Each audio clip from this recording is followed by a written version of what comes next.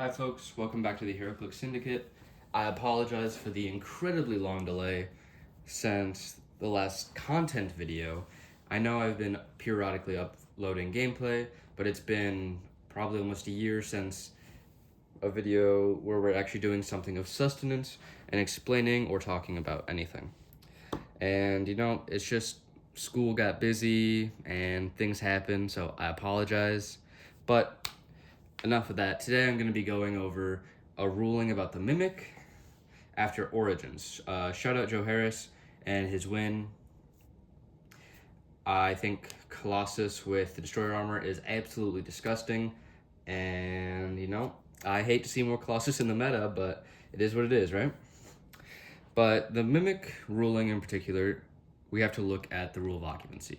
And the rule of occupancy says things can't be on top of other things. So specifically, characters can't be on top of other characters can't be on top of blocking, and blocking can't be on top of blocking. There's a few other things, but that's the important things to know.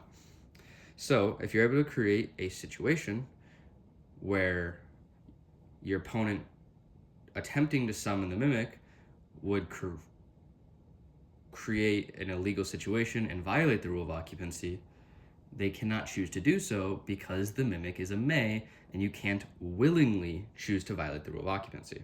So an example here is if we have a timebreaker, well, for sake of argument, I'm player 1, I'm going first, my opponent chose Marvel's respawn.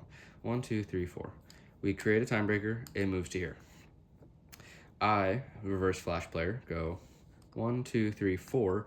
As I move into this square, I attempt to pick up the barrel. Now, because if my action immediately ended, as per the wording on Mimic, I would be standing inside this timebreaker square. I cannot actually do that. That's just not a legal game state. And because it's a May trigger, my opponent can't roll for it. So they just have to look at me and go, dang, that sucks. Another example is if you have a character with improved movement blocking. Not improved movement destroy blocking, just improved movement blocking. You can do the exact same thing, but without a character.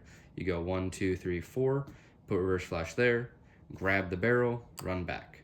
Because if they tried to attempt to roll for the Mimic, well, you would stop inside of square of blocking, which, big no-no. Then you go back to your starting area, you have your barrel, you have FTI, they couldn't use their Mimic, all is good in the world. And yeah, that's the basic gist of how to counter the Mimic. There's a few other ways. I always prepare and plan on bringing elevated terrain on my teams, unless I don't have super strength. But if you do have super strength, you can put situations like this, and it doesn't have to be the drop barrel, it can be any terrain. It can be Vibranium, the heart-shaped herb, or the plus 1 longsword, for example.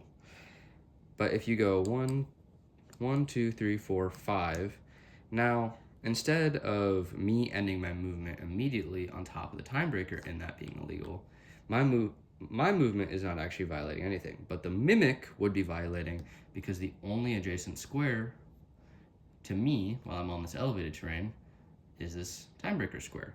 And, well, you can't generate a character in a square of another character because, well, that's illegal. That would violate the rule of occupancy, and your opponent can't actually choose to do that. So,